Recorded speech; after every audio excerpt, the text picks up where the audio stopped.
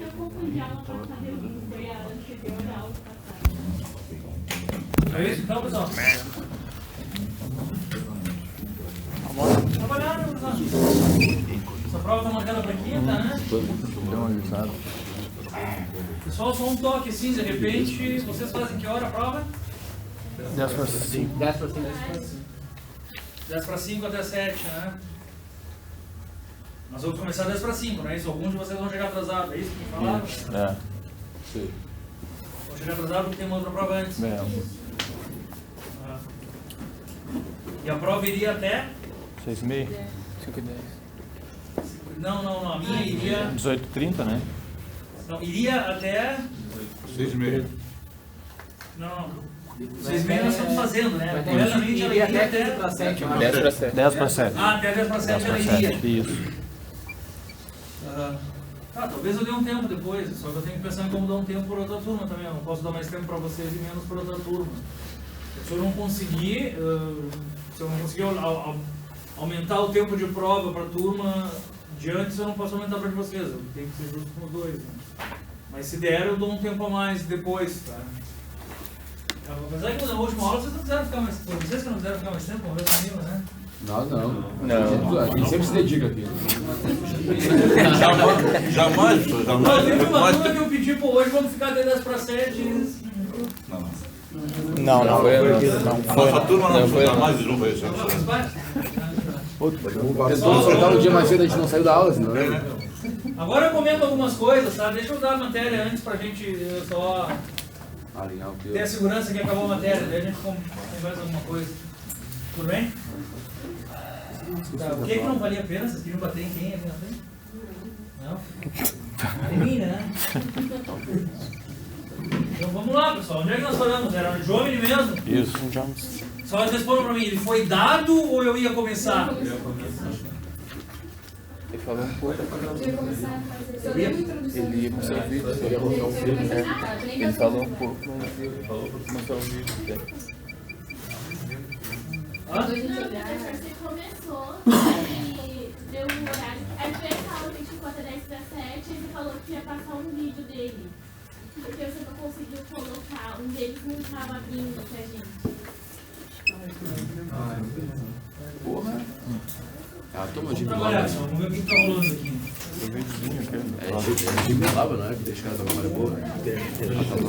James. Faz James. Memorial, né? Memorial. Tá, pessoal, vamos botar atenção e vamos lá então, tá? Eu vou tentar adiantar um pouco. Isso daqui é o ensaio Jomini que ele está fazendo para um aço eutetoide, tá? Na verdade, o que ele está te dizendo? Que tu tem que subir até a austenitização, certo? Vamos ver o que é o ensaio Jomini. Basicamente é isso aqui, ó. É uma barra na qual tu aquece, austenitiza toda e joga água por baixo, certo? Portanto, ele deve começar a resfriar. Como é que é? Só dá uma olhadinha, Gabriel. Ela deve começar daqui nesse sentido para cima, certo? Tá? Então tu prende ela aqui em cima, ele tem um tamanho de prova padrão e tu joga a água por baixo. Tá? Tem um orifício de água que joga a água ali, né? Eu vou tentar ser rápido para não... O que eu vi?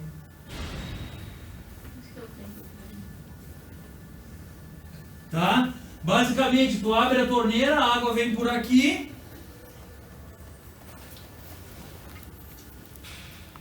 Tá dando próximo?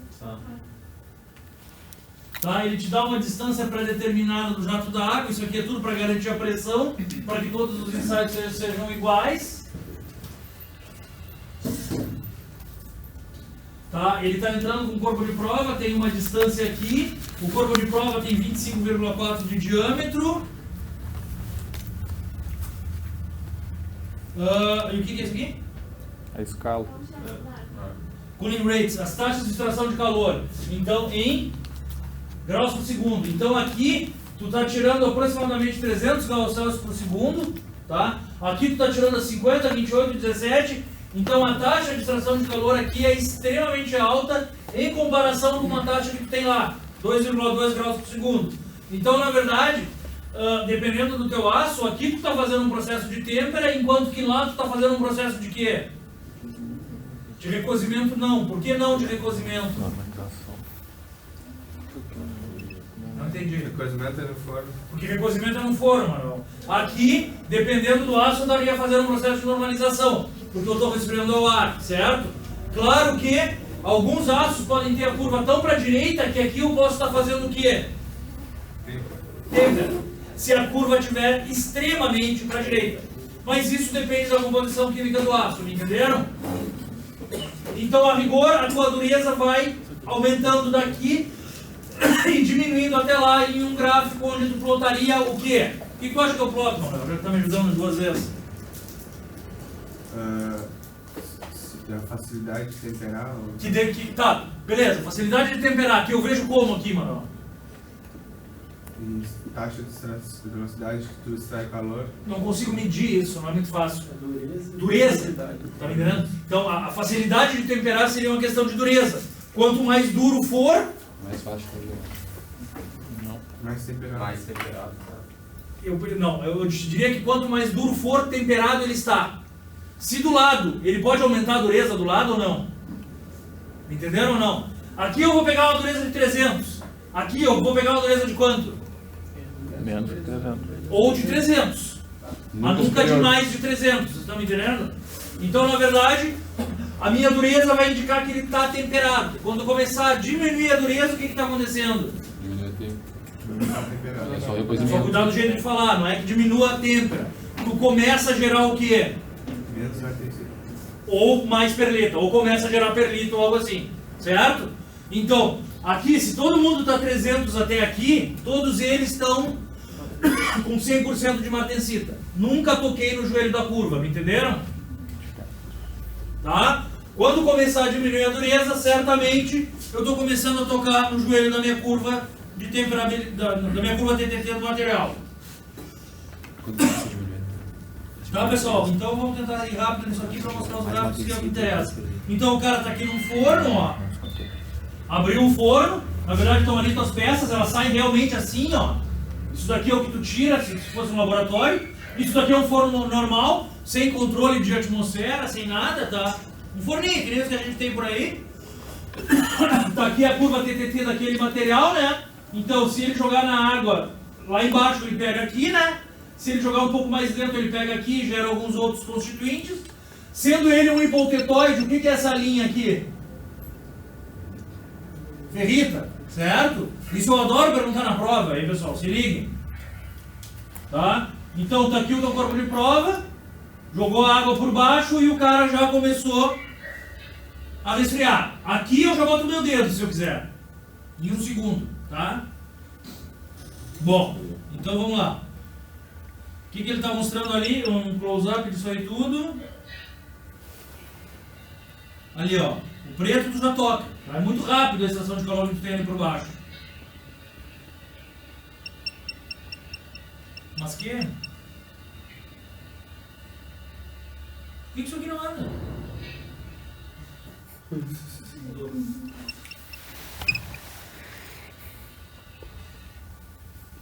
Tá? Daí o que ele fala? O terceiro passo, depois que tudo solidifica. Olha aqui, ó, o cara dá uma retificada na lateral. Por quê? Fazer o teste de dureza.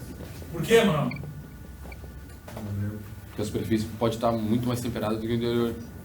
Porque vai ser mais rápido. Hã? Pode ter imperfeições na superfície? Não. Eu tenho que identificar para deixar ela plana. Como é que eu vou medir a dureza num troço redondo? Vocês estão me entendendo? Tá? Então aqui tem um comentário que eu tenho para fazer para vocês, ó. Ele está botando ali, ó, e vai medir a dureza. Na verdade, o que nós faríamos se fosse o nosso laboratório? Nós colocaríamos o relógio comparador aqui, zeraríamos o relógio comparador, certo? E faríamos uma dureza. Andaríamos o número de voltas necessário para dar a distância que eu quero no meu relógio comparador, zeraria ele de novo e faria uma outra dureza. E assim eu iria anotando os valores de dureza. Teria um gráfico de dureza em relação a quem, Cleveland? Distância da superfície temperada, é esse o nome que se dá. Pessoal, se lembrem da P1, pessoal, eu gosto de pedir gráfico. Tá? Eu acho correto pedir gráfico, o aluno entende mais essas coisas. Tá? Então eu teria dureza em função da distância da superfície temperada. O cara retificou, por quê? Porque tem que ser plano. Na verdade, pensem comigo, se a dureza está assim, onde é que o penetrador entra? Ele não entra inteiro, vocês estão entendendo? Tem uma área que não entra, porque ele está curvo. Portanto, eu até poderia, e isso também eu gosto de perguntar, eu até poderia fazer a dureza na superfície curva, mas eu deveria usar um fator de correção, vocês concordam comigo? Esse fator de correção seria o quê? Uma soma ou uma diminuição de pontos de dureza? Então ele tem que somar, concordam? Porque no curvo eu não tenho toda a área resistindo ao penetrador, concordam? Portanto, quanto menor o diâmetro do meu CP, maior ou menor o meu fator de correção? Menor. Quanto menor o diâmetro, Menor fator. maior tem que ser o fator de correção. Mais pontos eu deveria somar, porque se o teu diâmetro é menor, eu pego menos área resistente. Vocês estão me entendendo? Sim ou não, pessoal? Falem aqui. Tá? E quanto maior o meu diâmetro, mais área resistente eu pego. Portanto, menor o fator de correção. Entenderam? Calma, me diz uma coisa. E quanto maior a dureza que eu tenho, maior ou menor o meu fator de correção?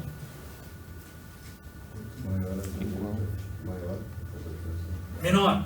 Porque na verdade pensa assim, ó, quanto maior a dureza, menos essa ausência de material vai influenciar, porque ele já é duro. Tá me entendendo? Como assim, ausência? Porque na verdade tu pensa assim, ó, o meu fator de correção o que que é? É um valor que eu coloco pela ausência do material em relação à parte plana. Tu tá me entendendo? Então é isso que eu coloco a mais porque ele não é plano. Agora, se eu tenho isso aqui e o meu material é extremamente duro, esse pouquinho de diferença em relação ao plano não pesa tanto se ele é duro. Tu tá me entendendo? Agora, se ele é mole, esse pouquinho de diferença em relação ao plano pesa bastante. Portanto, o teu fator de correção, ele é tão... Não entendeu, velho? O teu fator de correção, ele é tão maior quanto menor o diâmetro do CP, certo? E tão maior quanto menor a dureza do teu CP. Concordam? Tá. Bom, então é isso que nós temos aqui. O cara vai medindo a dureza ao longo dessa superfície.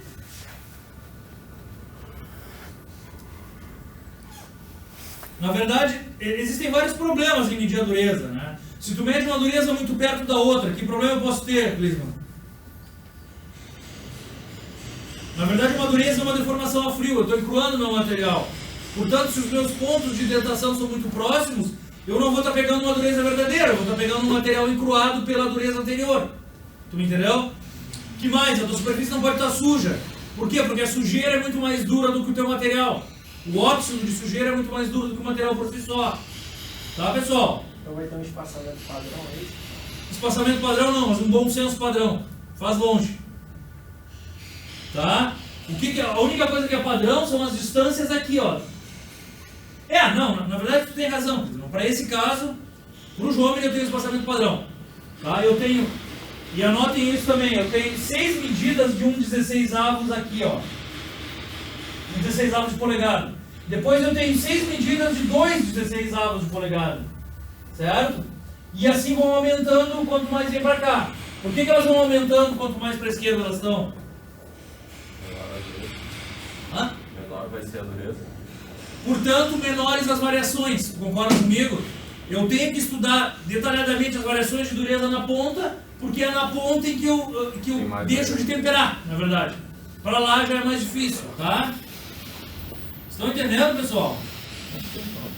Bom, eu acho que ele mostra aqui, ó. Diga, Carlos. Tá aqui, ó, o CP com as medidas de dureza, ó, pessoal. Mais nessa ponta, ó, e vão espaçando para lá. Certo?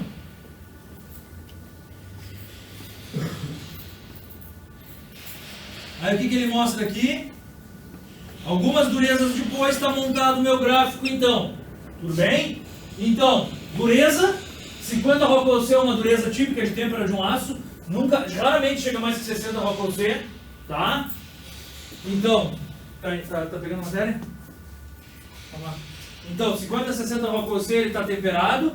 Essa profundidade aqui é onde eu digo que ele pega 100% de têmpera. O que é pegar 100% de têmpera?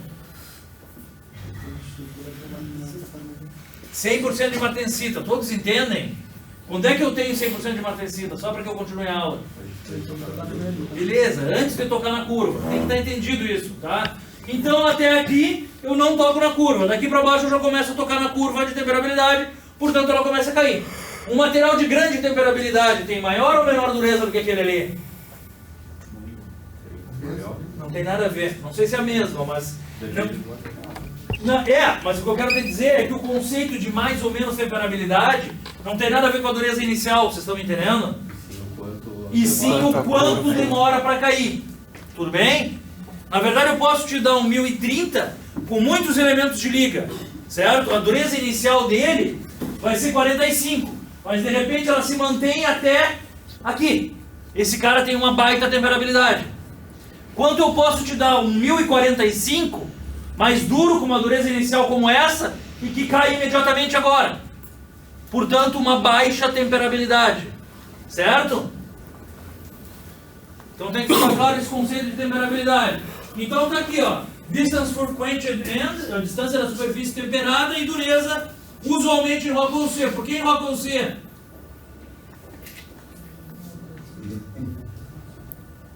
Não, porque um aço temperado geralmente dá uma escala Rockwell C, tu tá me entendendo? Na verdade, se eu botasse Rockwell B aqui, eu teria fazendo o quê? Isso queria dizer que eu usei um penetrador de Rockwell B, e que se o aço está duro demais, eu teria deformado o penetrador Rockwell B, tu tá me entendendo? E a dureza seria completamente inverdadeira. O C é o mais duro. O C é a escala com penetrador de diamante, tá? Para materiais mais duros. Tá, pessoal? Então, daí, aqui na verdade assim, pessoal, ó, tem outros endereços para vocês olharem o ensaio. Eu não vou colocar agora.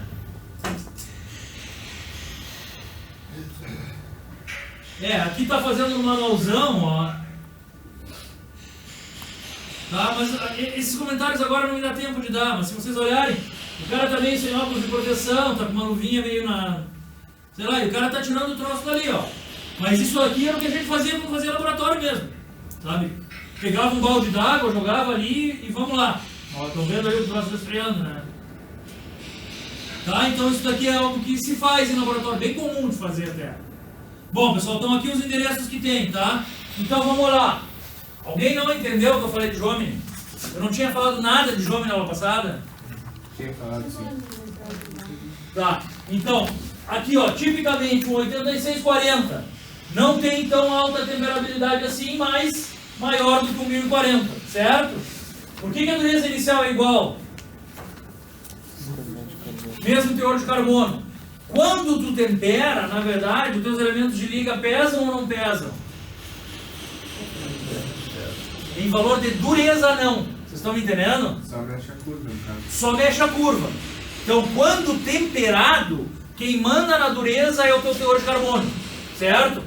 Os teus elementos de liga, eles podem ser úteis, a gente vai ver bem depois, mas não em termos de geração de martensita. Tudo que ele faz é facilitar ou complicar a geração de martensita, mas a martensita é a mesma. Portanto, todos devem ter o quê? A mesma dureza inicial. Já lá no final, quando eles não estão mais temperados, aí o elemento de liga dá uma pesada, certo? Por quê? Porque alguns são soluções sólidas que tensionam mais a rede do que outros. Basicamente isso. Tá? Mas só lá no final, onde a coisa não está tão dura assim. Tá, pessoal? Então, aqui nós temos tipicamente dois aços com uma temperabilidade razoável e um aço comum ao carbono sem temperabilidade. Certo? Se vocês darem uma olhada, ó, eles são razoavelmente paralelos. Certo? O que acontece? O elemento de liga permite... vamos pensar assim, ó. A presença do elemento de liga traz a curva mais para a direita, portanto, eu simplesmente tenho valores de temperabilidades maiores com o aumento da quantidade de elemento de liga. Só que tem uma coisa importante aqui, ó. Imagina que esse aço fosse um 1030. Tudo bem? Então eu ia te dar um 1030, um 4030 e um 8630. As curvas iam ser parecidas? Vai ser mais embaixo. Ia começar Em termos de dureza, tudo bem, mas em termos de formato.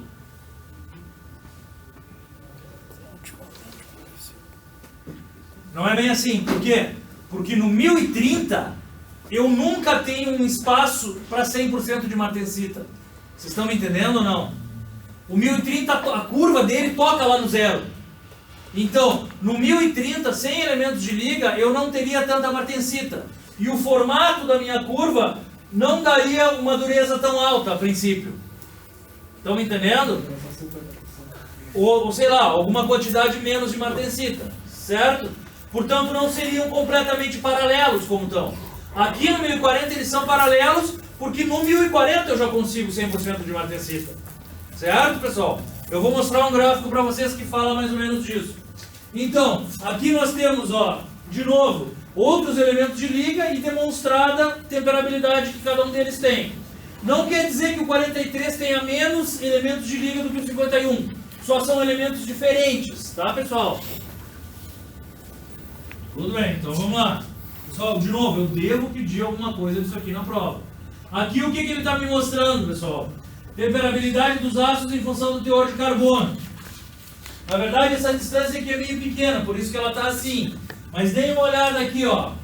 Por que esses daqui são paralelos? São razoavelmente paralelos, tá? Porque eu não consigo formar 100% de martensita muito fácil, tá? Então, na verdade, o que eu tenho, ó? O gap desse daqui para esse é maior, tá? Na verdade, se vocês olharem no 1015, eu tenho pouca dureza inicial temperando, tá? Pouca martensita.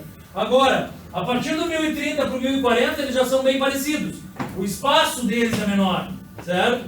Porque ambos geram aproximadamente 100% de martensita se eu conseguir estrear, tá? Então, o que eu tenho aqui, ó? 1015, 1030 e 1040, certo? Mas nenhum tem elemento de liga, portanto todos caem vertiginosamente a dureza.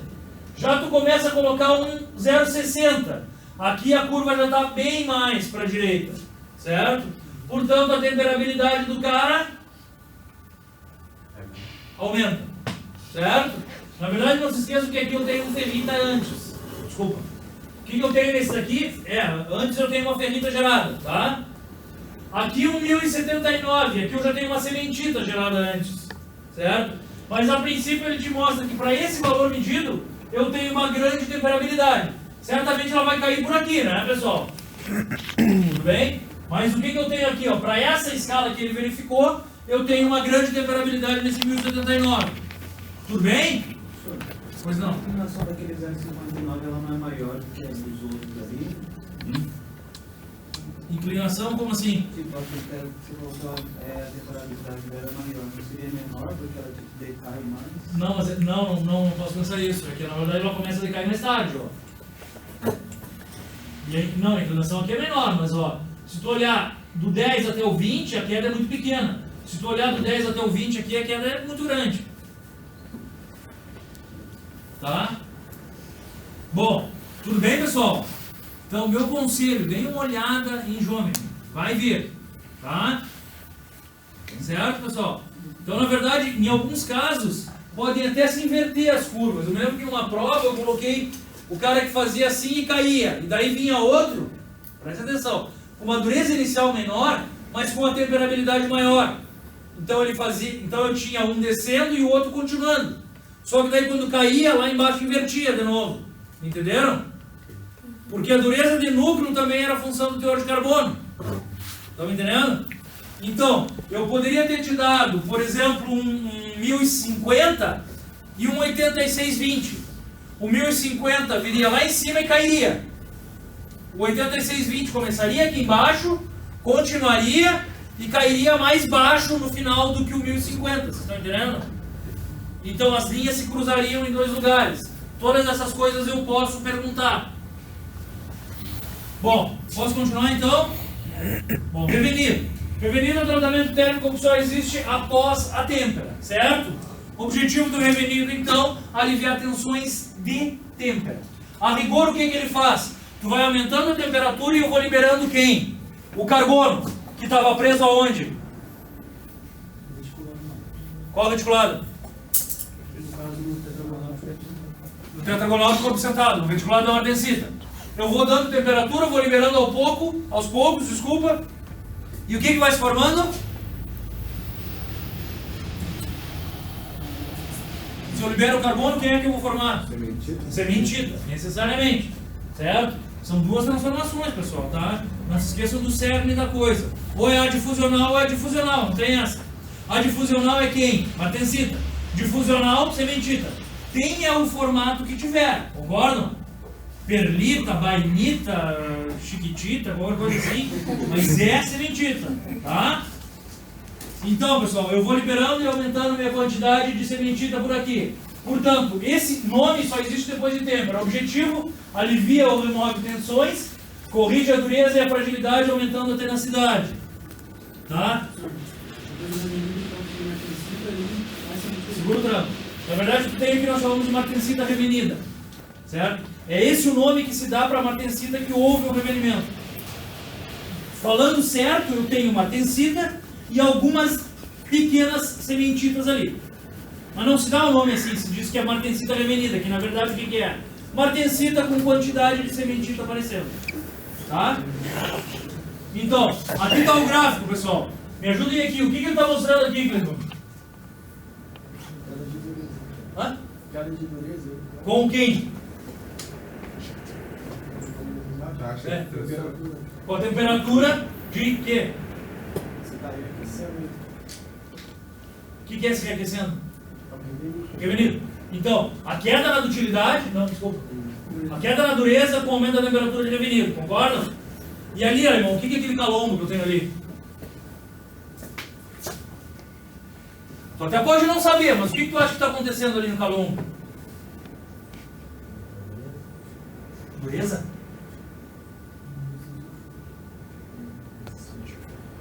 Na verdade, vamos pensar assim, ó. A dureza cai com a temperatura de revenido. E o que deve acontecer? Se a dureza cai, quem é que diminui? Quem é que aumenta? Perdão, desculpa. Não. Aumenta a tenacidade, aumenta a resistência ao choque, chama como tu quiser, concorda? Então, se cai a dureza, aumenta a resistência ao choque. Infelizmente, não é o que ele está mostrando aqui, ó. No revenido existe uma faixa de temperatura meio estranha, na qual tu não libera muita sementita. Essa é a moral da história. Antes da sementita aparecer, o carbono começa a trancar as discordâncias. E por incrível que pareça, cada aço tem sua faixa, mas existe uma faixa que nós chamamos de fragilidade ou revenido. Que na verdade, eu deveria fazer o quê? Aumentar a minha resistência ao choque, ó. Eu estou indo e aumentando. Chega uma hora que acontece o quê? Cai. Mesmo que eu aumente a temperatura. Vocês estão entendendo? Por quê? Porque dá mobilidade, mas não é uma mobilidade tão grande para gerar muita sementita. Dá uma mobilidade, mas ele meio que incomoda. Vocês estão entendendo? Tem a ideia do crescimento de grão? Não, eu não tenho crescimento de grão. O crescimento de grão é só lá em cima, muito lá em cima. Aqui eu ainda tenho martensita, então nem vai mudar nada. Simplesmente tem a ver com mobilidade do carbono. Ao invés do carbono sair e gerar sementita, o carbono joga umas ilhas sozinha ao redor da discordância, uma coisa assim. E acaba fragilizando. Mas é só nessa faixa aqui, ó. Porque depois ela começa a subir, tá? Isso é um fenômeno importante, pessoal. Por quê? Ele é muito mais importante em aço liga. Em aço comum ao carbono não tem, certo? Mas em aço comum ao carbono a gente não se preocupa tanto em fazer revenido, sabe? A gente se preocupa muito em aços ligados. E quanto maior o teor de elemento de liga, mais acontece essa tal fragilidade ou revenido. Então, só um pouquinho, Marcelo. Então existem tabelas que te dizem, ó, nessa temperatura tu não pode fazer revenido. Tá? Então, escolhe uma outra temperatura mais baixa e faz 2 vezes o revenido. Faz 3 vezes o revenido, mas não chega nessa temperatura. Tá? Fala, velho. Então a fragilidade do revenido é quando eu tenho a temperatura da mobilidade, mas não é grande ao ponto de gerar sementita. Não é grande ao ponto de gerar sementita. Ou de continuamente aumentar a resistência ao choque. Tá? Tudo bem, pessoal? E depois ela continua subindo. Entenderam? Gurias? Então, a temperatura deve ser escolhida de acordo com as propriedades que tu tem. E ele está te mostrando as estruturas que tu tem no teu revenido, tá? Na verdade, de 150 a 230, tu começa a precipitar os carbonetos. Quais carbonetos? A sementita. E aqui é o que ele te diz que tu tem a tua martensita revenida. Se vocês olharem a tua dureza, tem uma pequena queda e tu começa só a aliviar a tensão. Tudo bem? Logo depois, de uma faixa de temperatura mais alta, esses carbonetos que tu precipita começam a se juntar. Ele dá um outro nome, ele chama de trostita. Tudo bem? Eu falei para vocês antes que eu não ia me preocupar com ela. Isso é muito Keverini. E não vou. Você só tem que saber que depois do revenino tem martensita revenida. Mas corretamente falando, quando elas começam a se juntar, ele chama de trostita. Então, em algumas TTTs vocês vão ver o nome trostita. Tá? Mas não se preocupem não para minha prova, pelo menos. Tá? Então, é uma faixa de temperatura mais em cima, onde a queda da dureza é muito maior. Ó. Eu saí de 65 e eu estou batendo em 50, ó, você, com esse aquecimento. Gabriel, tudo bem, Gabriel? Tá? Daí a gente começa a mostrar outras estruturas em que a dureza diminui muito mais. Tá? Temperaturas tão altas de revenido não são normais, eu não preciso disso tudo, porque eu geralmente não quero cair tanto a minha dureza, eu não quero chegar a 20 kPa de dureza. Pô, para que eu ia fazer uma têmpera para ficar com 20 kPa de dureza? Então não faço a têmpera, entendeu? Mas enfim, conceitualmente existe o nome de uma outra estrutura para temperaturas mais altas, que é a sorbita. E para temperaturas mais altas ainda, ele chama de esferoidita. Tá? Também não vamos se preocupar. Mas por outro lado, essa esferoidita, essa daqui tem uma utilidade. Qual? Alguém sabe? Já deveriam. O que é essa esferoidita? O que tu acha que é? Como é que é o nome? Desculpa. Israel. O que tu acha que é uma esferoidita? É uma esfera, certo? Para tu poder ver que é uma esfera deve ser grande, concorda? Então, na verdade, o que eu estou fazendo? Eu estou reaquecendo uma martensita, gerando sementita, e essa sementita está se juntando bastante, tu concorda comigo? Bom, aonde que isso pode ser útil? Tu lembra em alguma hora que eu falei? Isso, redondo e grande. Quando o teu objetivo é usinar aqueles aços alto carbono, vocês lembram? Na verdade, assim, ó, se tu tem acima do 1077, qual é a tua estrutura em resfriamento lento? Perlita e sementita, concordo? Onde é que está a sementita, Danilo? No contorno de grão. Pô, é complicado usinar isso aí, certo? Se eu aquecer isso aí por muito tempo, qual é a estrutura que vai dar? Essa tal de esferoidita. Bolas de sementita grande. Você está me entendendo? Isso é muito tempo. Não. Uma semana subindo e descendo, sei lá. Isso é para não estragar a máquina do usinário. Isso é para não estragar a máquina do usinário, porque tu não consegue usinar um cara cheio de sementita. Então, por vezes, tu pode querer ter essa esferoidita. Aqui, na sequência da têmpera, não tem utilidade nenhuma. Mas existiria. Então ele apresenta, tá me entendendo? Mas ele só tem utilidade quando tu pega um 1080 recozido e tu quer usinar, e tu não consegue usinar, porque tá duro. Claro que não é uma dureza, mas tá duro, queira ou não. Então tu vai ter que arredondar essa sementita, tirar a sementita do contorno de grão. Aí a estrutura que aparece é essa tal esferoidita. Fala, Bruno. Faria isso, então, antes de fazer uma têmpera. Porque depois não... É que na verdade, não, tudo bem, faria antes de fazer uma têmpera. Só que na verdade tu não tempera um 1080, tá me entendendo? Tu não tem lucro com isso também. Então esse bom senso tu tem que ter. Pô, eu não vou pegar um 1080 para temperar, ele já tem uma dureza, ele é frágil. Quem é que eu vou comprar para temperar? Um 1045. Esse me é interessante. E no 1045 eu não geraria esferoidita. Tá? Mas a rigor eu tenho que te mostrar o que existe. Então, se eu temperar um 1080 e subir a temperatura, ele vai me gerar muita esferoidita, ao invés de ter a tal martensita revenida. Tá? Então eu tento toda hora que posso botar os pés de vocês no chão em termos de engenharia. Né? Do que dá ou não dá para fazer. Mas corretamente falando, poderia gerar essa estrutura.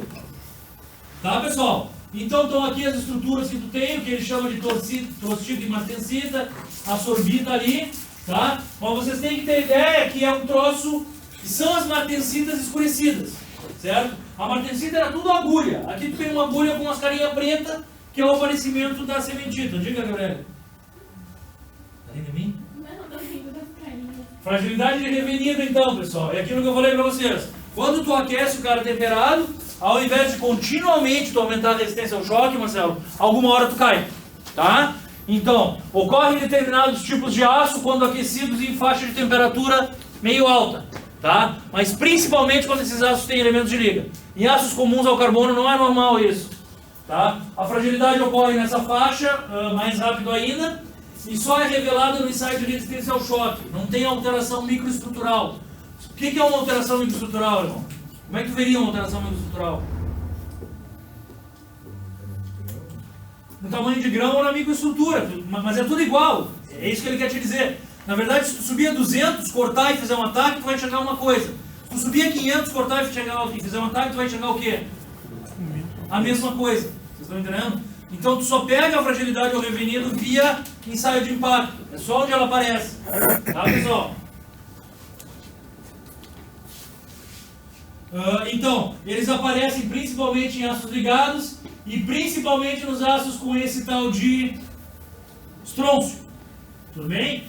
Já não me interessa. Por quê? Porque eu não tenho estrôncio como elemento de liga. Não é normal. Por outro lado, cromo e níquel sim. Esses caras têm e estão presentes em tudo quanto é aço. Tá? Então, principalmente em aços cromo-níquel, eu devo me preocupar com esta tal fragilidade ou revenido. Certo? Para vocês terem uma ideia, agora, eu e um outro professor, a gente está fazendo alguns trabalhos num aço ferramenta. Vou explicar rapidinho para vocês assim. Ó. É um aço ferramenta que ele tem tanto carbono e tanto elemento de liga, que toda vez que eu tempero ele gera austenita retida. Ou seja, ele tem tanto carbono que ele prende a austenita. E daí a temperatura ambiente o cara está com a austenita lá dentro. Tá? E quando tu botar esse cara para trabalhar, vai detonar, porque ele vai gerar uma segunda martensita. Vocês estão entendendo? Sim ou não? Na verdade, a martensita ela gera, não é? Ela gera por deformação. Se eu te der uma austenita e começar a dobrar, eu vou gerar martensita. Certo? Me entenderam ou não, pessoal? Quando tu bate com o martelo. Aí, vamos lá. Quando eu subo a temperatura, Murilo, vamos pensar no comum carbono. Eu subo a temperatura, eu tenho a austenita e o carbono está lá dentro. Quando eu baixo a temperatura, a austenita vira o quê? Vira martensita, mas ela vira, na verdade ela vira martensita porque ela vira alfa. Quando ela vira alfa e está cheia de carbono, o que acontece com alfa? Quebra. Deforma o alfa. Tu está me entendendo? Aí aparece a martensita. Mas na verdade não é o carbono que gera a martensita. Quem é que gera a martensita? A quebra do alfa. Estão me entendendo? Sim ou não? É pelo carbono, mas a martensita é o alfa quebrado. Agora tu imagina que eu mantenha a austenita a temperatura ambiente. Alguma austenita está martensita e a outra está lá, austenita ainda. Quando eu martelar esse troço, o que pode acontecer? Quebrar a outra martensita. E daí vai ser uma martensita diferente. Desculpa, quebrar outra austenita. Aí eu vou ter duas martensitas diferentes, certo? Pô, é ruim isso aí. Para vocês terem uma ideia, esse aço que a gente está trabalhando é um cromo-níquel. E para tirar essa austenita retida, a gente está fazendo tratamento sub-zero, está jogando lá no nitrogênio líquido, mas o nosso recozimento está sendo em 3 vezes seguidas. Por quê? Exatamente para evitar essa fragilidade ou revenido que os aços liga têm. Estão me entendendo? Eu não posso subir em temperatura alta porque ele fragiliza demais. Tá? Então isso é um fenômeno verdadeiro, não é só coisa teórica. Assim. Se evitam algumas temperaturas de revenido. Tá, pessoal? O meu problema é que eu não lembro muito bem o que eu já expliquei para vocês, né? Se evita para não fragilizar tanto. Isso. Então, tu faz o revenido que quer, mas faz 3 vezes a 180 ao invés de fazer uma a 500. Por causa daquele peteco lá. E ele fragiliza em função dessas duas martensitas diferentes? Não. Ele fragiliza em função da fragilidade do revenido. Tá, é outra coisa. É outra coisa. Eu estou fazendo o revenido, eu estou fazendo sub-zero para tirar a austenita, beleza? Agora, quando eu faço o revenido depois é para... não tem relação com a austenita. Tá, pessoal? Então é isso a fragilidade do revenido. Como tu minimiza? Tira a sujeira a zero. Por quê? Porque quem influi muito na fragilidade do revenido é a presença de elementos de liga e sujeira no contorno de grão. Antigamente era muito mais normal, porque os teores de fósforo e enxofre, que eram sujeira, eram maiores. Agora os caras estão limpando melhor o teu aço. Então tu está vindo com pouco fósforo e enxofre. Mas a rigor, o que ele te diz? Mantenha os valores de fósforo e enxofre bem baixo, porque eles ajudam a causar a fragilidade do revenido. Certo? Agora, eu poderia manter baixo meu teor de cromo e níquel ou não? Não, porque eu não quero. Tu tá entendendo? Porque, como é que eu vou te dizer? Fósforo e enxofre é sujeira. Esses eu posso batalhar para manter baixo. Agora, cromo e níquel, se tem, por que tem? Porque eu quis. Tu tá entendendo? Porque eu precisava dele lá. Então não adianta, não tem como. Eu não posso dizer que para diminuir a fragilidade eu tenho que baixar cromo e níquel. Não faz sentido. Porque eu precisava do cromo e níquel para alguma coisa. Estão entendendo? Então, uma das maneiras de diminuir isso aí é tu manter esses teores bem abaixo ou fazer o revenido bem acima, certo? Ou seja, reaquecer o aço fragilizado a uma temperatura de 600 e resfriar rápido em água até 300, sei lá o que, tá?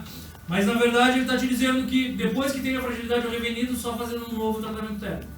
Fala lá, Gabriel. Não? Tá? Tudo bem, pessoal? Posso continuar? Um outro tratamento térmico que vocês não conhecem. Solubilização ou envelhecimento. Eu já comentei isso lá no quadro resumo. Vamos pensar assim, ó. Se eu peguei um aço 1040, tudo bem? Austeritizei e joguei na água, o que eu gero? Martensita. Por que eu gero martensita? Porque o carbono prende e quebra o reticulado da austenita. Tranquilo? Agora vamos dizer que eu não tenho, que o meu aço não tenha 0,1 de carbono. Tranquilo? Se eu subir lá em cima e jogar na água, vai gerar pouquíssima martensita. Se gerar, tu tá me entendendo? De repente ele vai ser completamente ferrítico. Porque de repente o carbono vai estar em outro lugar. Sei eu. Agora tu pega esse 1010 e mete elemento de liga ali, irmão. Esse elemento de liga é substitucional. Então ele vai estar espalhado lá dentro, vocês concordam? Então o que eu vou estar enxergando? Eu vou estar enxergando a mesma ferrita, concordam comigo? Beleza. Agora se esses elementos de liga forem 18 de cromo, 8 de níquel, sei lá o que, bastante.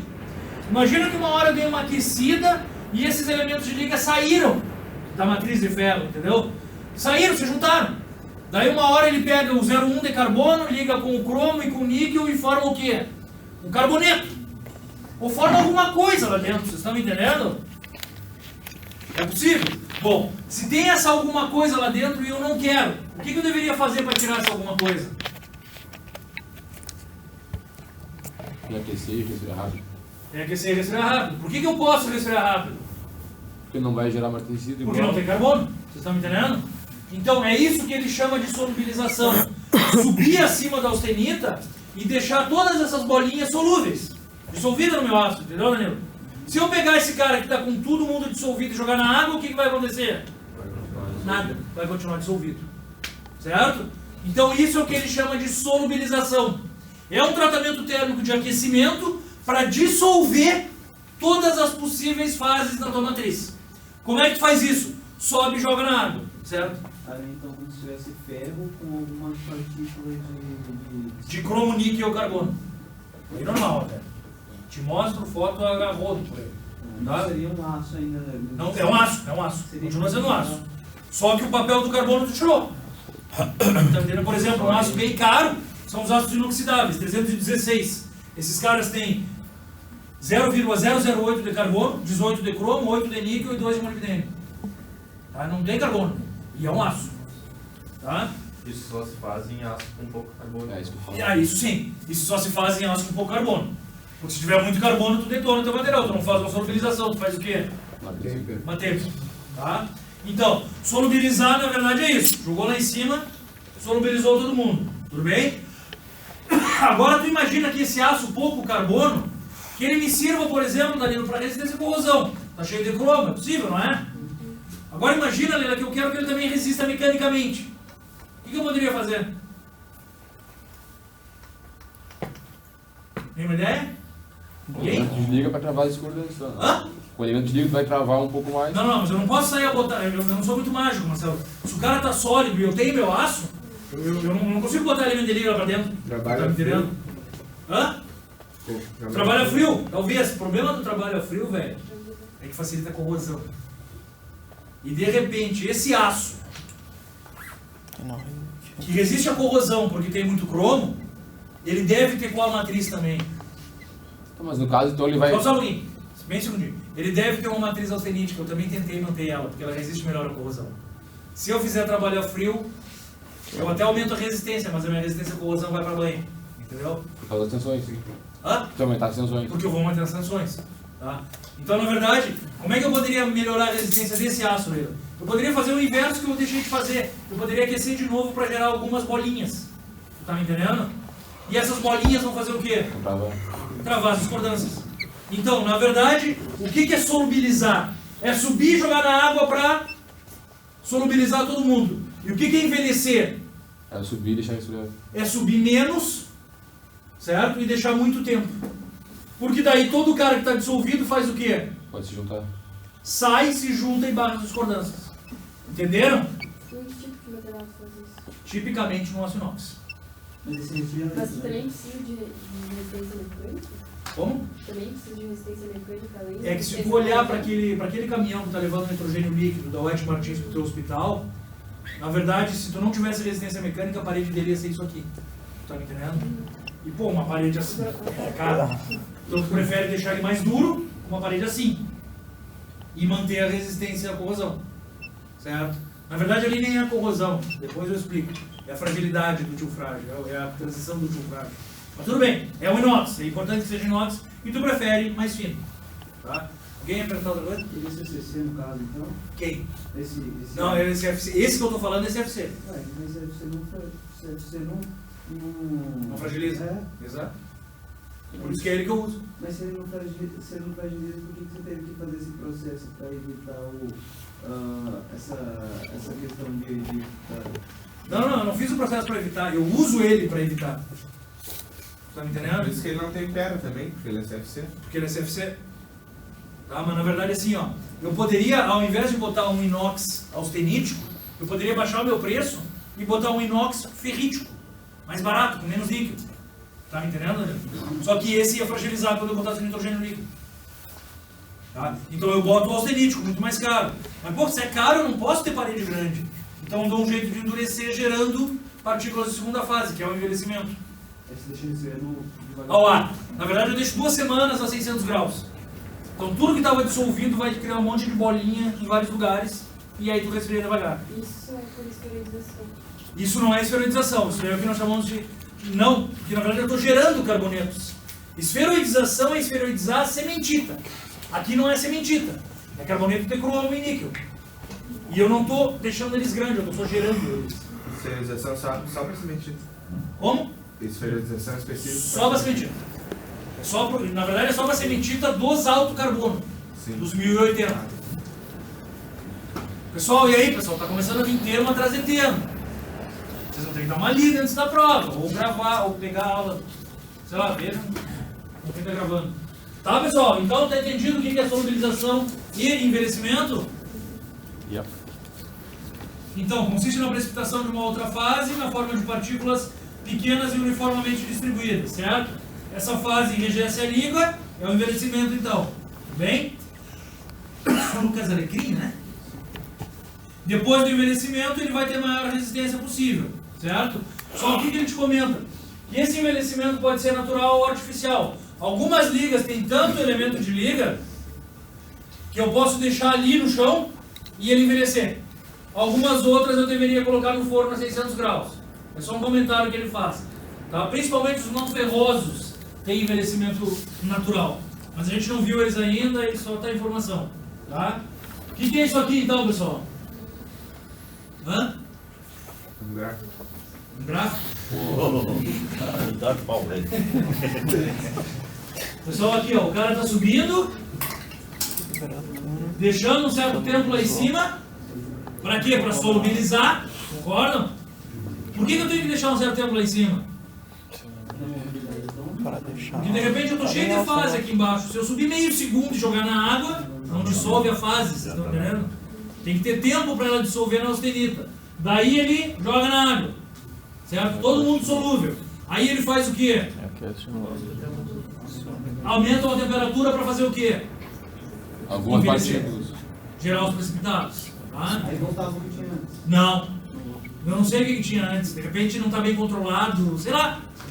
Está me entendendo? De repente é grande demais antes. Eu não sei. Então o que ele prefere fazer? Zerar e subir uma temperatura para que ele saiba o tamanho e a forma que eles têm. Tá? Só um segundinho. Então isso aqui chama de tratamento térmico de precipitação ou envelhecimento. Certo?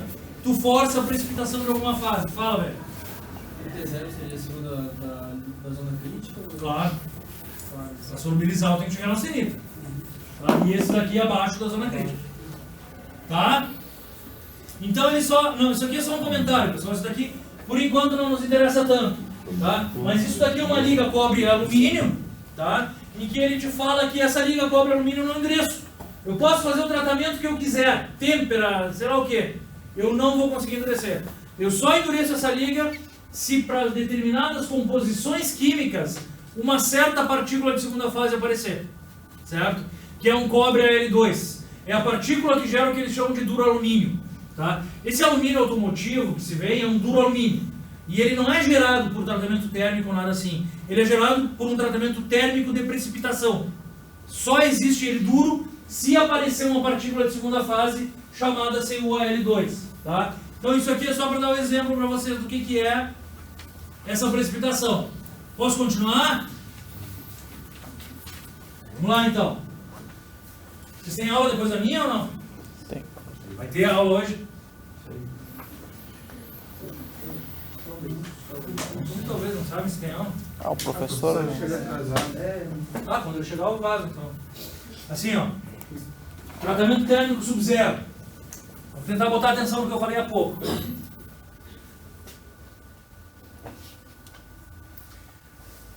Quanto mais carbono eu tenho, tá? Na verdade, mais difícil é da martensita transformar, da austenita transformar. Por quê? Se vocês lembrarem, quando eu dei as curvas, e isso eu também peço em prova, quando eu dei as curvas em relação ao 1077, se eu tiro o carbono, o que acontece? A curva vem para a esquerda. Se eu coloco o carbono, também vem para a esquerda. Mas tem uma outra coisa que acontece nessa curva. Qual? Sobe. Isso, abaixa, desculpa. Abaixa o quê?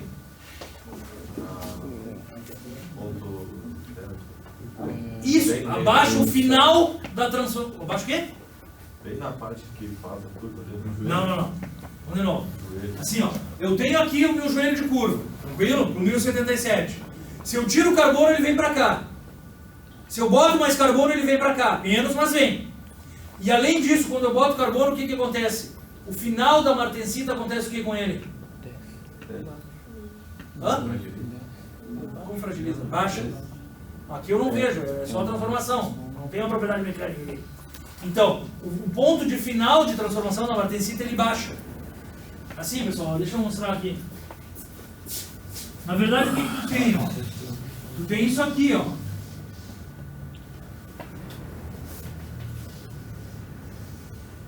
Tudo bem? Esse daqui é o meu 1077, certo? Isso daqui o que é? Temperatura. Isso daqui é tempo. Em escala logarítmica, né? Isso daqui que temperatura é? Rapidinho. De austenitização. Para esse 1077... 727. Quem é que falou 900? Não, 900 é pro ferro puro. Cuidado, tá? Agora já é aço, já vamos esquecer um pouco a alotropia. Então 727. Subir aqui em cima, se eu jogar aqui, até aqui, o que vai acontecer? Quanto de martensita?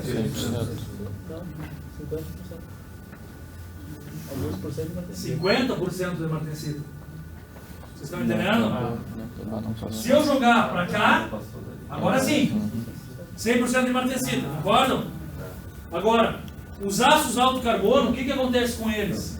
Isso aqui, ó, vem para cá, e essa linha baixa mais também. Vocês estão entendendo? Então, se ela baixa mais, é possível que eu esteja em temperatura ambiente e não tenha, não digo martensita, mas não tenha 100% de martensita. Isso só nos alto carbono. Só nos alto carbono. Só nos alto carbono. No 54 vai ter. No zíper. No zíper tu vai ter, geralmente. Tá? Tudo bem? Se eu gerar 1% de martensita, já é uma tenda? Já é uma tenda. Tanto que eu tempero 1020, que gera 10% de martensita. Tá? Pessoal, então aqui, ó. Se baixou, eu tenho o que eu chamo de quê? Austenita retida a temperatura ambiente. Vocês estão entendendo ou não? Então é literalmente o que eu falei para vocês. Por que é ruim tu ter austenita retida? Qualquer trabalho. Se aquecer, não. Se dobrar, se transformar, se fizer sei lá o que, tu pode ter uma segunda martensita. Mas vamos de novo. Explica para mim, por que eu tenho problema em ter duas martensitas? A martensita é martensita. Não, depende não. Martensita é martensita.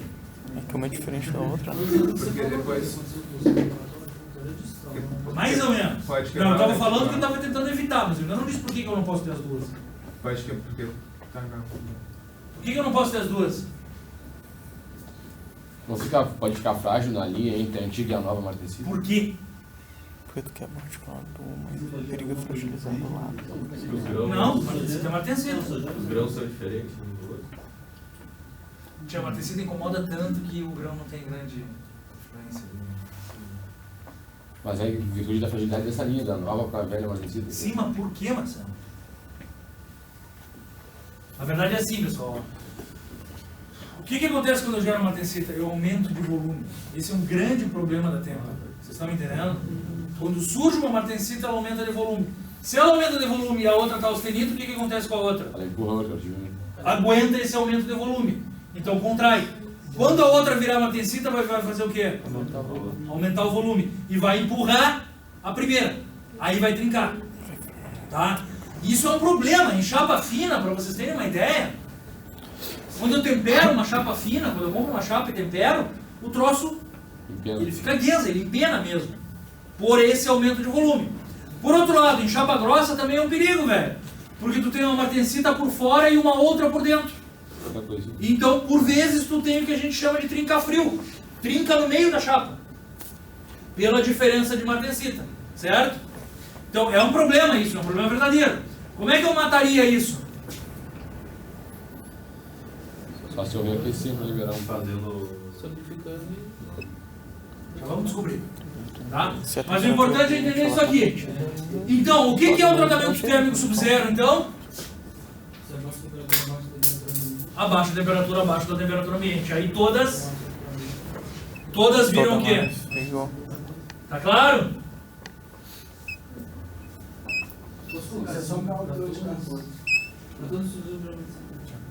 Hã?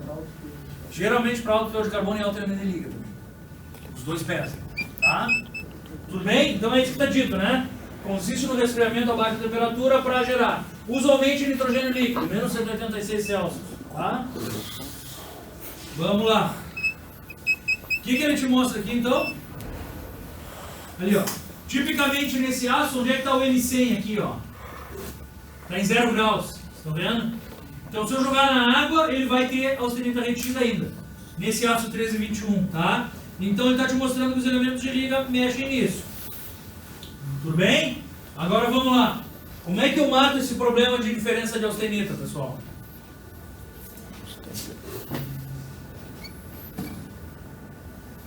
Transformando tudo em martensita. Como?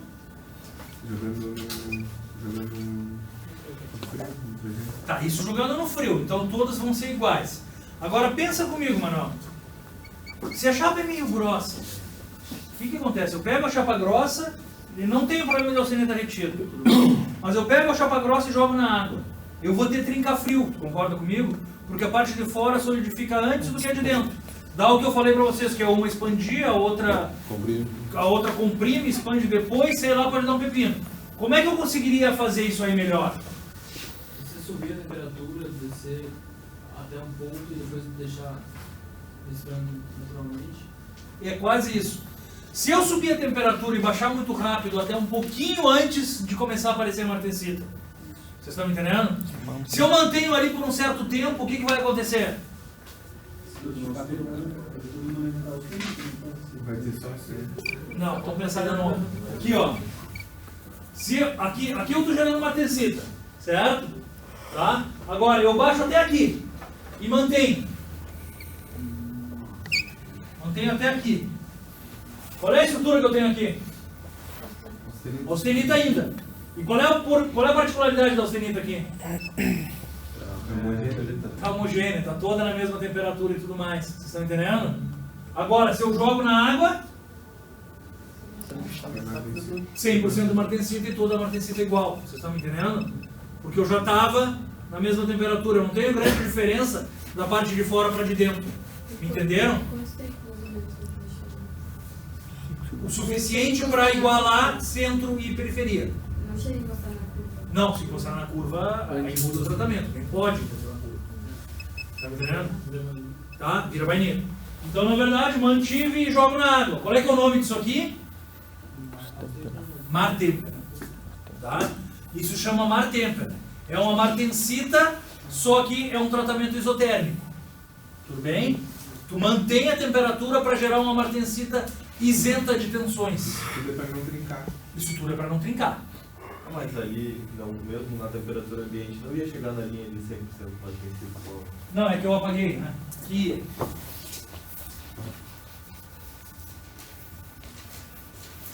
Tá? Então aqui, ó. Então aqui eu ia ter 100% de martensita, só que martensitas ruins. Aqui eu mantenho e vou ter 100% de martensita e ela vai ser menos frágil. Tá me entendendo? Isso aqui eu poderia ou fazer assim também, ó, pessoal. Tá? É o que nós chamamos de tratamento isotérmico, porque eu tenho o quê? Um passo ISO, um passo de controle de temperatura. Tudo bem? Isso é o que nós chamamos de mar têmpera. Tranquilo? E aos têmpera seria o quê? Seria o destinado a gerar a bainita. Certo? Vou segurar até gerar a bainita. Depois eu faço o quê? Eu faço o que eu quiser. Não vai fazer diferença. Tá? Então, isso aqui é mar têmpera e isso aqui é aos têmpera. Tá? Tem aos têmpera para a bainita inferior, para a bainita superior, não sei. Então, os dois tratamentos isotérmicos é a mar têmpera e a aos têmpera. Um para gerar bainita e o outro para gerar martensita. Portanto, a mar têmpera tem ou não tem revenido? Tem também. Certo? Também tem, não o mesmo revenido da têmpera, mas tem que ter. Tá? E ela geralmente empena, então não tem outra. Ah, empena quando é fina. Empena quando é fina. Empenar é quando é fina. É, o grosso tem trinca. Aí trinca. Mas aí tu tem que começar a cuidar melhor da tua têmpera. Mas isso acontece geralmente quando você tem constituintes além de. Usualmente sim. Usualmente sim. Tá? Diga, Cleiton. Como é que você sabe quando eu vou ter a martensita ali? Cara, não é uma questão de saber, é que tu tem aquele intuito, assim, pô, se o teu componente é grande, não tem muito o que fugir. Aí tu mete a martensita. Aí tu mete uma martêmpera e tu paga muito mais por isso. Meu professor, É essa a moral da história. Então, existem diâmetros, na verdade, não sei o que vou te dar aula disso, né, mas existem diâmetros de têmpera que começam a exigir tratamentos diferentes. É muito mais em função do aço com espessura de parede. Fala. não, fiquei com dúvida assim, caso fizesse primeiro jogar na água e depois tu manter um pouco, caso tu jogando na água não trincasse, aí tu vai ter uma martensita melhor que a outra ou não? Não. Aí vai ser a mesma martensita? Vai ser a mesma coisa. Tá, é só Vai ser menos tensionado, mas não, mesma coisa. A outra teoricamente vai ser mais homogênea. A outra vai ser mais homogênea, isso é verdade. O Mas tamanho não de grão vai ser faz- mais igual. Mas não faz muita diferença. Em resistência mecânica, não.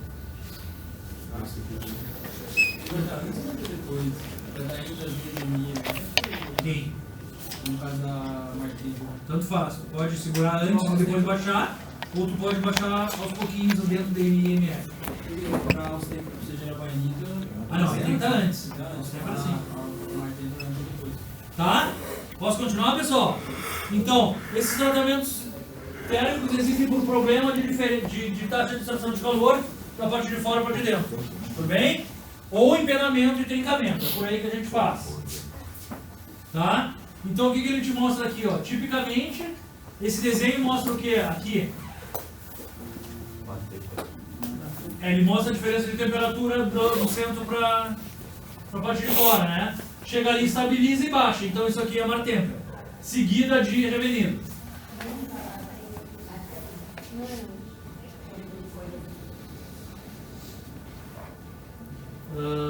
E aqui? Aos têmpera para gerar o quê? Inferior. Tá? Bainita inferior. Bainita inferior. Porque o superior seria mais ou menos para cá, né? Tá, essa daqui tem quase a mesma dureza na martensita e muito menos frágil. Só para que eu me esqueça, só para que eu me lembre, sabe por que ela é menos frágil? A bainita inferior? Porque ela não é martensita, ela é sementita. Certo? Bem? Bainita é sementita, concorda ou não concorda? Professor, esse mentira é mais duro, mas é, que a martensita? Acho que a sementita é mais dura. A sementita mais dura. A sementita sozinha. Tu não tem só a sementita, tu tem milhares de... Tem pouca sementita. Ah, não, você tá perguntando. Não, a sementita é mais dura. Pessoal, por que a bainita inferior é menos frágil do que a martensita? Porque é uma transformação difusional, queira ou não, vocês estão entendendo?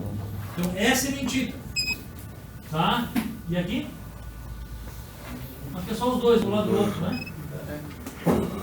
Senhores? Tudo bem? Aí o que ele mostra aqui? Vamos ver o que é isso aqui. Resumos então, né?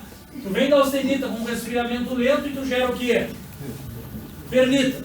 Se o ácido for hipo, tu gera perlita e ferrita. Se for hiper, perlita e sementita. Ainda, em resfriamento moderado, que seria ar ou ar forçado, é o que eu chamo de... Opa. Não sei. Ele está chamando de resfriamento lento, perlita ou perlita e ferrita ou perlita e sementita. Num resfriamento mais rápido, ele chama de bainita, certo? E num resfriamento extremamente rápido, sem difusão, martensita, a qual sempre é seguida do... Daí ele te mostra os resumos dos tratamentos térmicos, então. O recozimento total ou pleno é o que tu resfria dentro do forno, certo? O resfriamento isotérmico tu também resfria dentro do forno, só que tu mantém a temperatura. Para quê? Exato, não, estabilizar não, deixar homogêneo. Na verdade, tu mantém as mesmas temperaturas e todas as perlitas têm o quê? O mesmo tamanho. Tá? Daí ele vem com a normalização, que é o resfriamento ao ar. As perlitas não vão ser iguais, mas vão ser finas. Por quê? Porque o resfriamento é mais rápido. Tá? Então não se esqueçam que a diferença desta para esta é o espaçamento interlamelar. Certo? E tamanho de grão também. Também, mas como uma consequência. O objetivo não é ele. Hã? O objetivo não é ele. O objetivo não é o tamanho de grão pequeno. Até é. Mas fisicamente, Marcelo, o tamanho de grão é menor porque cresce menos. Estão entendendo? E cresce menos porque a taxa de extração de calor é maior e gera um espaçamento menor entre as perlitas. Tá? Tem razão, eu quero o tamanho de grão pequeno, mas conceitualmente a diferença de um para outro é o espaçamento interlamelar. Tá? Que é bem menor aqui do que aqui. Tá? E depois lá tem o prêmio revenido, né, pessoal? É menor em roda. O espaçamento aqui, hein? Vai ser mais duro. Vai ser mais duro um pouco. Dos moles vai ser o mais duro. Tá? O que é isso aqui? Ah, ele está falando de todos os tratamentos térmicos. E agora ele fala só do recozimento, tá, pessoal? Está aqui o total ao pleno, o isotérmico que a gente viu. O recozimento para alívio de tensão é sempre abaixo de A1, porque tu só quer aliviar a tensão. Tu pode subir muito e aliviar muita tensão, mas é sempre abaixo de A1. Tu não muda a microestrutura, certo? Esse aí é o revenido. A rigor é o revenido. Só que o revenido só é depois da têmpera. Então eles não chamam de revenido. Tá? Então, por exemplo, se eu fizesse um tratamento de trabalho a frio aqui, eu ia estar fazendo um revenido também, só que eu não posso chamar porque não teve têmpera. Tá? Então eu chamo ele de recozimento de alívio de tensão. Tá? E a recristalização é só depois do trabalho a frio. Israel, tudo bem? Tá? Quando eu faço trabalho a frio, eu subo a temperatura abaixo ou acima de A1 para recristalizar? É abaixo de A1. Então menor vai ser a temperatura, quanto maior for o quê? A quantidade de trabalho a frio. Não esqueça disso, pessoal. Professor, o recozimento de alívio de tensões não tem que ter trabalho frio também? Não, pode ter tensão de outra coisa. Pode ter tensão, sei lá, subiu a temperatura e baixou rápido e fez expansão e diminuição, deu choque térmico, sei lá, tensionou. Pode ter tensões provenientes de martelada. Sei lá eu. Tá? Tensão de solda. Pode ter. Tá, pessoal? Vamos lá? Nós temos mais 15 minutos de aula, 18, né? Tranquilo. Quantos slides eu estou? 61? 61, 71, não? Tranquilo. Até porque é muita foto. Vocês precisam agora entender o que eu vou falar. Eu sei que o tempo está curto, vocês vão ter que dar uma lida em casa. Agora me vem os tratamentos superficiais. A princípio, o que eu quero com tratamento superficial, pessoal? Tratar a superfície. Qual deve ser o meu objetivo principal num tratamento superficial? Aumentar a dureza só da superfície, porque eu quero que o núcleo seja dútil. Para quê? Absorver impacto. Então, o exemplo típico é uma engrenagem. Quando a engrenagem gira, eu tenho trancaço da raiz do dente com a raiz do dente. Certo? Portanto, ela pode quebrar. Portanto, eu não temperaria toda a engrenagem. Concordam? Eu temperaria ela por fora. Certo? Mas ela precisa ser dura. Por quê? Porque um dente toca no outro. Então, ela não pode desgastar. Tá? Nos tratamentos superficiais, eu tenho os térmicos superficiais e os termoquímicos superficiais. Qual a diferença de um para outro?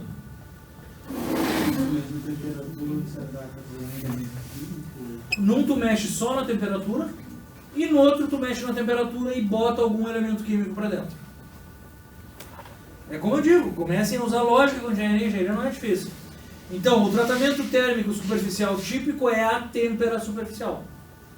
Certo? O que muda? O que vai mudar de uma têmpera superficial para outra? Hã? O tempo que ela fica...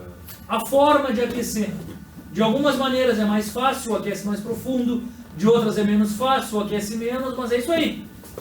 Então, a rigor, tu aquece uma camada e joga água. Tempera só essa camadinha. Certo? E os termoquímicos superficiais, o que acontece? Tu aquece e tu coloca alguém para dentro. Certo? Tipicamente, quem é o alguém que eu coloco para dentro? Carbono. Esse é o mais fácil. É o que eu chamo de quê? Cementação. Guarda, velho. É o que eu chamo de cementação. Eu cemento o meu material, eu boto carbono para dentro. A cementação era dependente de quem? Do tempo. Concordam? Da temperatura. E qual da terceira coisa? Beleza, está usando a tua lógica. O que a gente fala é gradiente de composição química. Portanto, se eu te der um baixo carbono e um balde com carvão, o meu gradiente de composição química é alto, tá me entendendo? Porque aqui eu tenho 100% carbono e aqui eu tenho quase nada carvão. Vocês estão me entendendo? Quase nada carbono, certo? Portanto, eu vou subir a temperatura. Se eu botar uma temperatura alta, o carbono vai entrar mais. Se eu botar numa alta e deixar mais tempo, o carbono vai entrar mais ainda. Certo? Então é isso que eu tenho. Basicamente, tempo, temperatura e gradiente de composição química. Lucas, tem sentido eu fazer uma cementação e botar para trabalhar? Fazer e já usar. Fazer e já usar.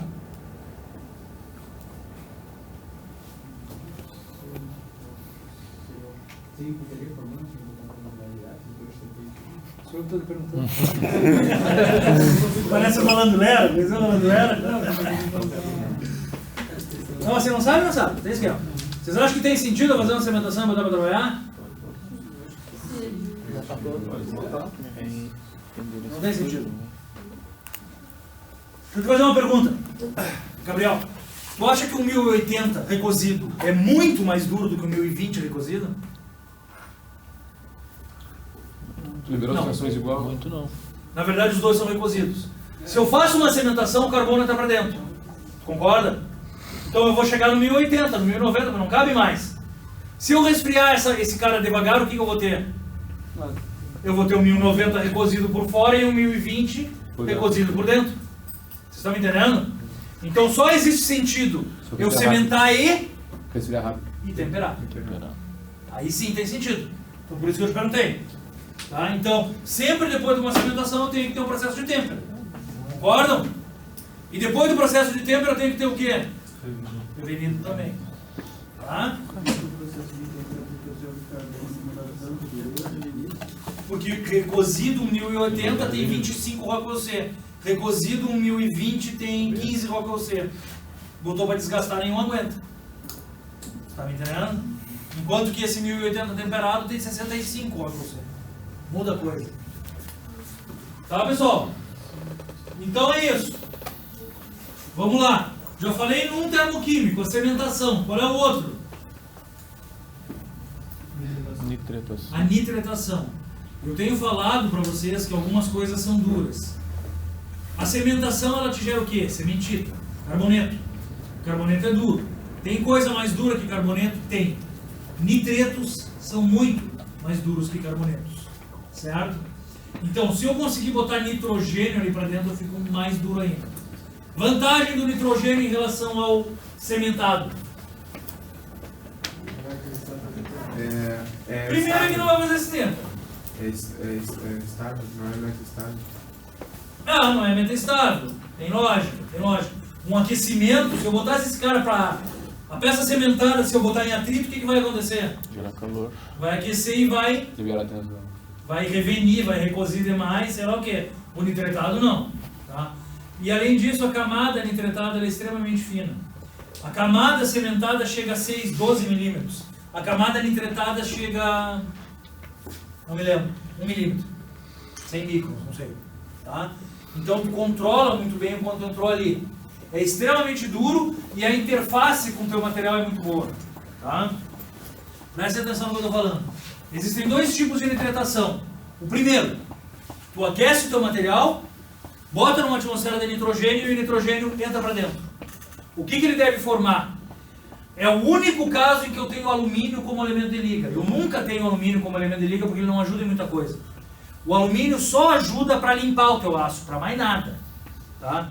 Mas quando eu quero nitretar, eu boto alumínio. Por quê? Porque o nitrogênio liga com o alumínio e forma nitreto de alumínio. Vocês estão entendendo? E esse é o cara duro, é muito bom. Quem é que já trabalhou com usinagem aí? Tu? Aquelas pastilhas de usinagem amarelinha. Sabe o que é aquilo? A base de nitreto de alumínio. Tá? Muito nitreto de alumínio por fora. Então, um jeito é tu botar o nitrogênio para dentro. O outro jeito é tu pegar o aço, bota alumínio aqui, nitrogênio aqui e fecha uma DDP entre o alumínio e o aço. O que vai acontecer? O alumínio vai se depositar no aço, pela diferença de potencial. Não, o alumínio não. O alumínio vai, antes de depositar no aço, ele vai vir para a atmosfera. E aí vai formar o quê? Nitreto de alumínio. E quem é que vai depositar no aço agora? O nitreto. O nitreto de alumínio, vocês estão entendendo? Então é muito melhor tu fazer um depósito de nitreto de alumínio do que tu difundir nitrogênio para dentro de alguém que tem alumínio. Vocês estão entendendo? Essa pastilha que tu falou, aquele amarelo, é um depósito grande de nitreto de alumínio. Uma baita de uma dureza e tudo mais. Certo? Depois, o que a gente chama de carbonitretação. O que é? Tu bota para dentro carbono e nitrogênio. Certo? Geralmente via gasosa, aquece, os dois entram e depois tu tempera. Não se usa muito. Tá? Depois tem o que nós chamamos de cianetação. Bem mais duro. O que é? É a mesma coisa, só que em via líquida. Carbono e nitrogênio. Esse é completamente banido. Por quê? Tóxico. Como é que sabe? Cianeto é o cianeto, mortal. Né? Cianeto é veneno. Carlos, tu já leu Agatha Christie, Carlos? Se tu já leu Agatha Christie? O que é isso? Bueno, eu li muito Agatha Christie, continuo lendo. É livro, senhor? Porra. É um livro? Sim. Eu não conheço. Agatha Christie. Bom, é uma autora inglesa de mistérios. Excelentes livros até. E em todos eles tinha uma coincidência. Naquela época os caras sempre matavam com veneno à base de cianeto. Então tem um que chama até brinde com cianeto, brinde com cianeto, sei lá o que. Então era um veneno muito usado, então está proibido isso aí. Mas é o mesmo cianeto. É. Não sei se gerou na queima ali, é isso? Ah, talvez, não sei. Bom, então ele era um dos tratamentos de endurecimento superficial, só que era venenoso e parado. Tá? Hoje em dia, o que nós usamos muito? Cianetação, certo? E... cementação e nitretação. Tá? Dessa nitretação que tu bota a camada de nitreto, pode ser iônica ou a plasma, enfim, isso é muito sério. Vocês têm que saber que ela dá dureza. Vocês se liguem nas camadas temperadas aqui, eu já perguntei isso em prova, tá? As espessuras de camada gerada, tudo bem? Eu posso te perguntar se é melhor tu gerar nitreto ou cimentação. Camadas diferentes, vocês têm que ter pelo menos uma ideia disso, tá? Então eu acho que é isso, pessoal. Então vamos lá. Claro, a nitretação é feita a vácuo, ou em plasma ou em vácuo. O que eles chamam de nitretação iônica, tu cria vácuo e bota nitrogênio. O que eles chamam de nitratação a plasma, tu bota uma temperatura tão alta que o nitrogênio está no formato de plasma. E daí o banho entra mais para dentro. Mas é coisa de doutorado. Tem vários colegas que doutoraram nisso. Se usa muito ainda. Mas enfim. Na verdade eu me arriava com meus colegas, chamava eles de vagabundo, que eles, cada um fazia uma tese. Vamos nitratar com 2% de nitrogênio, agora com 2,1%. Aí era outra tese. Agora com 2,2%, outra tese. Né? E o problema é que os caras enrolam muito, né? Mas o princípio é isso aí. Tá? Então, o objetivo de tratamento superficial é tu fazer um endurecimento superficial. Ou têmpera superficial ou tratamento termoquímico. Tá? Só um comentário, pessoal. Um shot pinning é o quê? Ninguém? Shot pinning. Ninguém nunca ouviu falar? Banho de areia. Já tomou banho de areia? Na prática, sim. Todo liberal é hoje. Então, o shot pinning, na verdade, é fazer um tratamento de endurecimento superficial. Ninguém nunca ouviu falar? Na verdade, tu pega um cara, pega areia e manda areia sob pressão nele. Agora não está aparecendo. Você faz bem cru. Então, mas isso não... Isso é o que chama de shot pinning, jato de areia. Isso melhorava o acabamento superficial e também aumentava a resistência mecânica, porque batia. Não chamado de Jateamento. Você faz isso aí, vai encruar superficialmente isso. Vai encruar a superfície. Mas é proibido, né, Catarina? Pois é, o que eu ia dizer. Então, só que eu não estou dando aula disso agora, porque é um tratamento mecânico, não tem temperatura. Então ele gera um endurecimento superficial por deformação a frio. Por que está proibido? Porque quebrava a sílica. E gerava partícula de feldespato, uma sílica muito pequena. E as pessoas inalavam isso aí e dava silicose. Na verdade, quem produz sílica lá no Vale do Silício, esse Silicon Valley é a direita da Califórnia, lá, sei lá. E agora tem que jatear com brito, né? Granada. E esses pessoal, eles têm uma aposentadoria muito rápida. Os caras se aposentam com 10 anos de trabalho porque devem morrer. Os caras trabalham igual, né? Sabe coisa assim. Os caras vão lá com um lencinho desse, que vê os japoneses. Nem é japonesa. A gente tem um japonês aqui. Japonês dele aqui. Esses fiasquinhos de ano, pra todo lado. Os caras iam trabalhar nessa reserva de silício com aquilo, velho. Morriam, claro. Se aposenta 10 anos, vive 2. E agora é jato de granalha. Esse pode, né? Porque é aço jogando no aço. Né? Aí tu faz o endurecimento superficial. Aqui não, tá? É térmico ou termoquímico. Tá, pessoal? Então o que ele te mostra? Um exemplo de uma chama para temperar uma engrenagem, tá? Mas o que mais se usa nem é a chama, pessoal, é isso aqui, ó. É o que ele chama de têmpera por indução. Qual é o princípio de uma têmpera por indução? É Francine, né? Qual é o princípio de uma têmpera por indução? Transferência de calor. Não tem nem ideia, uma boa assim, entende? Não, na verdade o princípio é assim, ó. Se eu te der uma mola, tá? E se eu botar eletricidade na ponta da mola, o que vai acontecer lá dentro? Vai gerar calor. Na verdade, isso aí te gera um campo elétrico induzido. Vocês estão entendendo? Então, a passagem de uma eletricidade por aqui te gera calor pela indução que tu tem lá dentro. Então, isso daqui, ó, é uma têmpera por indução. A vantagem é que tu controla bastante bem a tua camada aquecida. Tá? Então, é um princípio que se usa muito, principalmente para peças muito grandes, onde tu não quer fazer um forno, sabe? Então tu bota uma bobina por fora, mete eletricidade e faz isso aqui. Depois tu vem com um balde d'água e joga em cima. Suave. É bem suave mesmo, tá?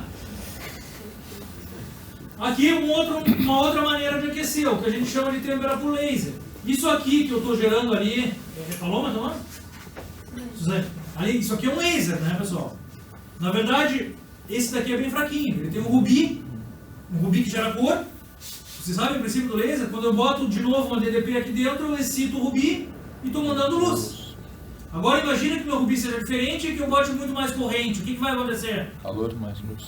Um laser muito mais forte, muito mais calor, certo? E a vantagem do laser é que eu, por espelhos, eu faço o que com ele? Amplifica esse calor. Direciono e condenso. Então eu conseguiria aquecer uma área muito pequenininha com um laser, certo? Então eu conseguiria fazer uma têmpera num buraco que está exposto, ou sei lá o que. Seria uma outra maneira de fazer a têmpera por indução, tá? Depois ele te fala em feixe de elétrons, isso começa a evoluir. A vantagem do feixe de elétrons é que tu não pode ter atmosfera aqui, né? Então tu faria isso em vácuo. Por exemplo, para soldar no espaço, tu faria esse tipo de coisa, com feixe de elétrons. Tá? São só os meios de gerar a tua camada, tá, pessoal? E daí vem os termoquímicos, então. A cementação, tá, pessoal? Carbono. A nitretação, nitretos. Não esqueça que eu falei que pode ser nitrogênio entrando ou nitreto de alguma coisa depositando. Tudo bem? A cianetação, que eu, se bem me lembro, é os dois em via líquida. A carbonitretação, que é os dois em via gasosa. E a boretação, que é a que te dá a camada mais dura de todas. Tá? Só que boro é muito caro e as nossas reservas são bem pequenas. Na verdade não, né? Na verdade o Brasil tem a maior reserva de boro do mundo. Só que um político sem vergonha vendeu para a Rússia, para os Estados Unidos, há mais de 50 anos atrás, e o Brasil é importador de boro, tendo a maior reserva do mundo de boro. Pô, que legal. Mas é a camada mais fina e mais dura que pode se ter. Tá, pessoal? Então vamos dar uma olhadinha ali em nível informativo mais. Tá? Então, cementação, adição de carbono, pode ser sólido, líquido, gasoso, tanto faz. Tá? E só vamos dar uma temperatura, uma olhada aqui nos detalhes. Ó. Temperatura da cementação tem que ser alta, por quê? Mobilidade. Só cuidado no jeito de falar, para facilitar a difusão para que o carbono entre. Então, na verdade, ela tem que ser acima de A1. Porque a difusão é facilitada na austenita em relação à ferrita, concordam? Tá? Então, dureza, tu chega a 65 Rockwell C, que é a dureza do carbono temperado, certo? Do ácido temperado, e tu chega até 10 milímetros de camada, uma camada grossa. Daí, se tu olhar na nitretação, pessoal, vantagem, a temperatura é menor, certo? Tu não precisa da austenita, tá? Tu chega a dureza de 1000 vickers, que deve bater uns 80 Rockwell C, e uma camada temperada de até 1 milímetro, bem menor. Tá? O que tu quer, na verdade, tu quer coisas limpas. Porque se a tua camada cementada é muito grande, o que acontece? Aumenta o peso da tua peça. Tá? O que mais? Aí vem carbono e nitrogênio, que é o que ele chama de cianetação. Isso é na fase líquida. Tá? Então ali temperaturas altas e camadas 0,1 milímetros. Tá? Camadas pequenas, ele não mostra a dureza? Não, nem mostra, né? Bom, mas também a gente tem que saber que está proibida, tanto a cianetação quanto a carbonitretação, certo? E vem a boretação, é que a gente dá maior dureza, chegando a 2, 3 mil vickers, tá? E a camada é estupidamente fina. Com 4 horas de processo, tu gera 100 microns de camada boretada, tá? Mas não se usa, vocês nunca vão comprar um aço boretado. Agora, aços nitretados vão, bastante até. Inox nitretado. É possível, o problema é que tem muito cara prometendo milagre por aí. A grande vantagem do inox é a tua resistência à corrosão. Se tu der um banho de nitreto em cima do inox que tem resistência à corrosão, então pra que tá usando inox? Hã? Tem muito mago por aí, entende? Tá, agora pode nitretar tudo, mas me dá um grande objetivo em nitretar inox. É isso que eu falei, que eu me reava com meus colegas doutorando de nitretação. Os caras saíram a nitretar tudo e formulavam teorias. Tá, mas vai usar isso pra quê, velho? Mas dá pra nitretar assim. Tá? Daí aqui, o que é isso aqui? São as fases que tu gera, né? Como a gente tá acabando o capítulo. E é isso, pessoal. Pontualmente acabada a aula. Tá? Pessoal, provas. As provas estão lá, vocês têm todo o direito de ver. Tá, pessoal? No fim, vocês foram melhor do que a outra turma. Eu não. Mas assim, pessoal, geralmente a pergunta é isso, é um pouco de desconhecimento da minha prova, né, pessoal? Ela não é uma prova muito teórica, é uma prova que eu tendo a vir para a prática, tá, pessoal? Não é o que vocês estão acostumados no segundo grau, enfim. Não é o meu jeito de dar prova, minha P2 deve ser no nível, tá? Como é P3 e P4. Mas aqui, ó, todo mundo tem direito de ver sua prova. Vamos estar lá, tá? Me procurem que eu vou ficar um tempo com a prova de vocês para mostrar. Tá? Na quinta, antes da nossa prova, lá pelas 2 da tarde, pode ser? Não, porque eu estou em prova com tem outra turma. Não, se eu vou pedir pra olhar, mas vai chamar minha nota ainda, velho. Nem olha. Né? Vai ficar na revista ali da corrida de jogo de português, fudeu. Me esqueci disso não dá aqui. mais, né? Vai logo. Até eu vou chegar antes, sim, para quem quiser. Então é isso aí, então a prova é essa data. Eles também têm prova no dia? Eu tenho prova. Aquela quarta também agora. Tá avisado, então, assim, eu vou ficar um tempo com as provas ali, mas se programem para me procurar. Tá quando eu voltar do Rio de Janeiro,